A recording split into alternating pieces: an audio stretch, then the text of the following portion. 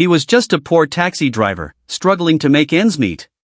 But on a blistering hot afternoon, when he spotted a starving beggar by the roadside, something in him refused to look away.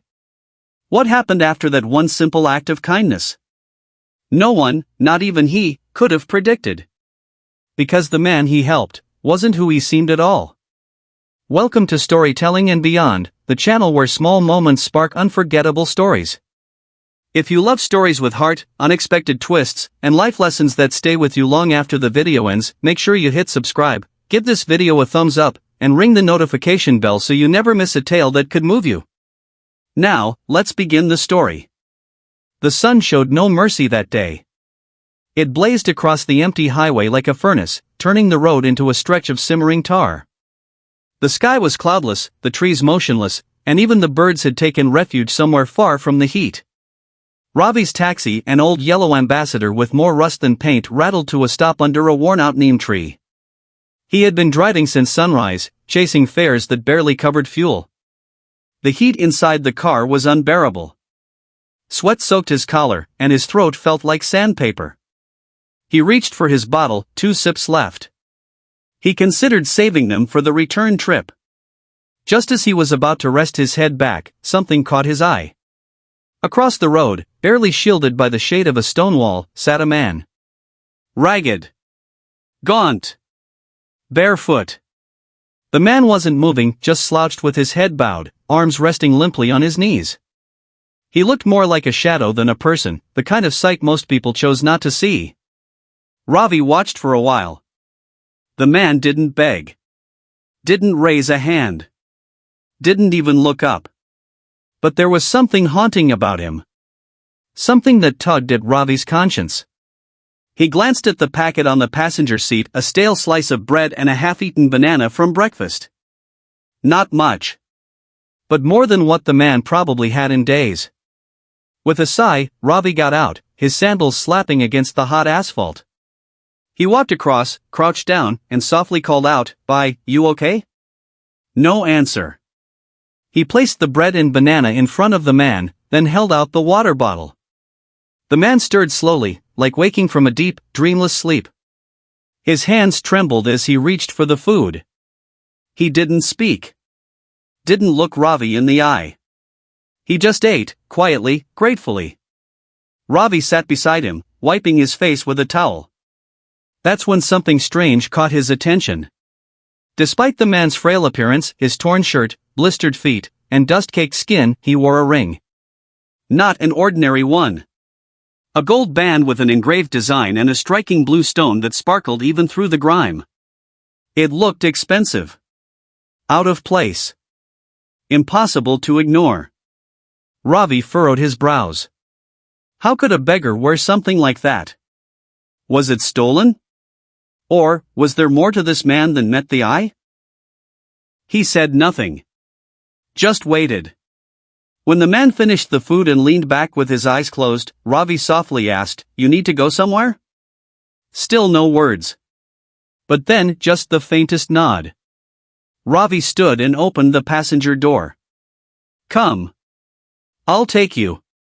The man got up slowly, painfully, like every step weighed 100 kilos. He settled into the seat without a word. And as Ravi turned the ignition, something shifted. He didn't know it yet. But that simple decision, to offer food, water, and a ride, was about to spin his life in a direction he never imagined. Because this ragged stranger held a secret that would stun him beyond belief. The old taxi bounced gently along the highway, the sun now lower in the sky but no less brutal. The dusty breeze slipped through the open windows, doing little to cool the inside of the car. Ravi kept glancing at the passenger beside him. The man hadn't spoken a word since getting in. His eyes were closed, head leaning back, lips cracked from dehydration. The old car creaked with every bump, but the man didn't stir. Ravi cleared his throat. "Where do you want to go, bye?" The man turned his head slightly. His voice, when it finally came, was low but clear. "Greenway Heights. Number 42. Ravi blinked. That name wasn't unfamiliar. Greenway Heights was one of the poshest residential neighborhoods in the city, gated villas, sleek black cars, people with more servants than family. You sure? Ravi asked, puzzled. The man nodded. Ravi hesitated. It's far, and the guards won't even let you in without. Please, the man said, this time a little firmer. His eyes remained closed. Just take me there. Ravi said nothing, just turned the wheel and merged onto the city road. As they drove, the hum of the tires and distant horns filled the silence. Ravi couldn't stop staring. Despite the man's outward condition, there was something off. His posture wasn't like that of a man used to sleeping on pavements. His back was straight, his voice, when he did speak, had a certain command to it. The way he carried himself, even in silence, was different. Then came another surprise. As they passed a traffic light, the man murmured something in his sleep. Ravi glanced over. The man's head bobbed slightly, and his lips moved. At first, Ravi thought it was gibberish. But then he caught a few words, names, maybe. Addresses. Then a sentence in English, flawless and precise. Tell Sharma I want the meeting pushed to Tuesday, and the land deal must be closed before quarter end. Ravi's eyebrows shot up. He didn't know many beggars who talk like corporate executives in their dreams. He watched the man more closely now. His face was weathered, yes. But not from years of homelessness. More like weeks. Maybe days. His hands, though dirty, were fine-boned. His nails trimmed. His shoes, he wore only one, had once been expensive leather. Ravi's mind started to whirl. Who was this man? What was he doing by the highway? And how did someone like that end up half dead in the middle of nowhere? He drove on, the mystery thickening like smoke.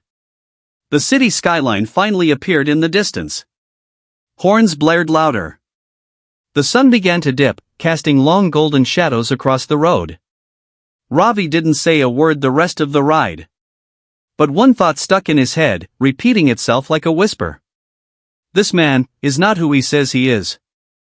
Or maybe, he hasn't said anything at all yet. And he was right. Because what awaited them at Greenway Heights would unravel everything Ravi thought he knew about the world and about how one moment of compassion could change everything. The taxi pulled up to the tall, gleaming gates of Greenway Heights just as the sun dipped behind the city's skyline. Golden light spilled across the polished pavement, reflecting off tinted windows of parked luxury cars and marble-clad walls. It was a world far removed from Ravi's dusty dashboard and sputtering engine. He shifted uneasily in his seat. The man beside him, still barefoot, still in torn clothes, sat up a little straighter. His eyes, once hazy and half-lost, were suddenly alert. He didn't look confused anymore. He looked like someone who belonged. Before Ravi could say anything, the security guard at the gate approached. He was young, sharply dressed, and stern-faced until his eyes landed on the man in the passenger seat. The transformation was instant. "Sir," the guard gasped, stepping back. "Sir, we've been looking for you. Since last Thursday, where have you been?" Ravi blinked. "Sir," he echoed under his breath. The guard turned to him. "You brought Mr. Mehra back? Do you have any idea?" But he didn't finish the sentence. Two more guards came rushing out from a side booth. One opened the gate. Another gently opened the taxi door. The man slowly stepped out, wincing as his bare feet touched the pavement. But he said nothing. Just nodded faintly.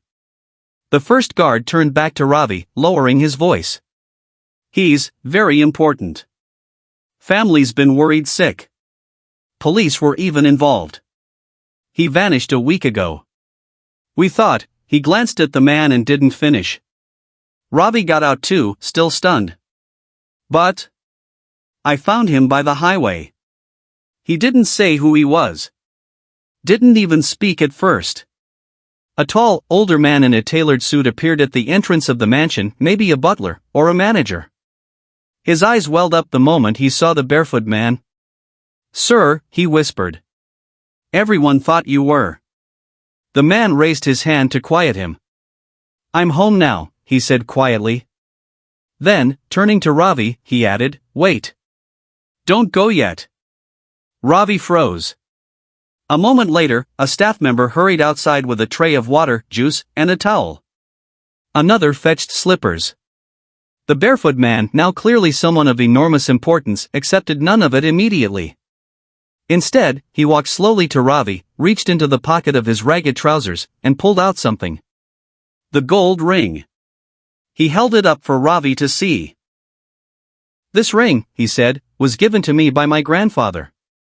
I took it off when I thought I didn't want to be found. You noticed it, didn't you? Ravi nodded slowly. I saw you hesitate. You could have taken it. You didn't. You fed me. Gave me water. Treated me like a human being when I forgot how to be one. The man slipped the ring back onto his finger. I owe you more than you know, he said. And with that, he turned, walked up the grand marble steps, and disappeared into the mansion, leaving Ravi stunned, confused, and now more curious than ever. He didn't know it yet, but this wasn't the end of their story. Not even close. 2 days had passed since Ravi dropped the mysterious man at the gates of Greenway Heights.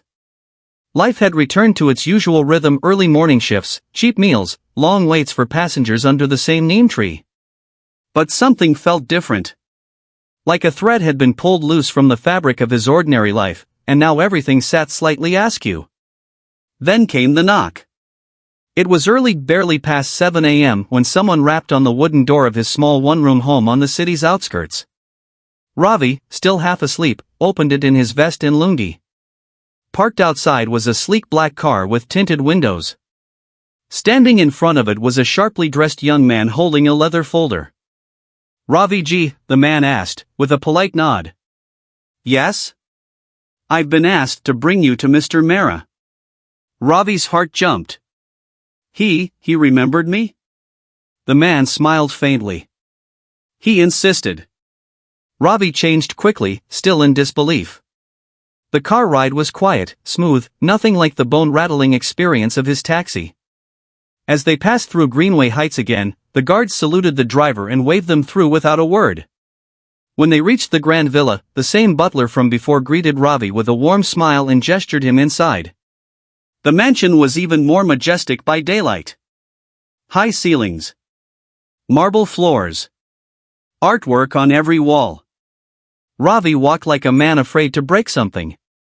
They led him to a sunlit room lined with bookshelves and a grand piano in the corner. And there he was. The man Ravi had once fed stale bread and shared water with, now dressed in a crisp linen shirt and trousers, hair combed, eyes sharp. Ravi, he said warmly, rising to greet him. I wasn't sure you'd come. Ravi laughed nervously. How could I not? I owe you an explanation, Mr. Mehra said, motioning for him to sit. And so he told the story. He was Arjun Mehra, CEO of a major real estate company. 1 week ago, he had a breakdown. Pressures at work. A betrayal by his closest associate. He drove off into the countryside, left his phone behind, took off his ring, and wandered, wanting to disappear.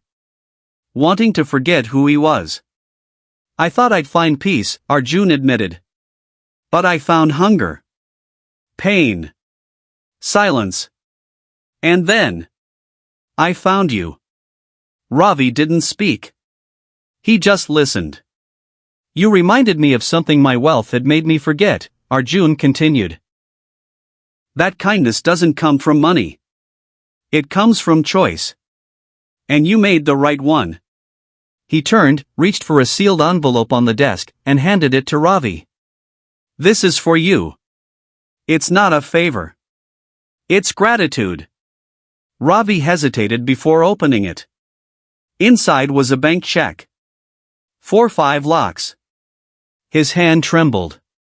Sir, I can't accept this, Ravi whispered. You already did more than most would, Arjun said gently. This is just me catching up. As Ravi sat stunned, Arjun stood and added, also, if you ever think of a different life, a job with us, perhaps, my doors are open. The ride back was quiet, but Ravi's heart roared louder than traffic. Not because of the money. but because one small moment, one kind choice on a burning afternoon, had returned to him tenfold. And it wasn't the end. It was just the beginning. Thank you for watching this story on Storytelling and Beyond.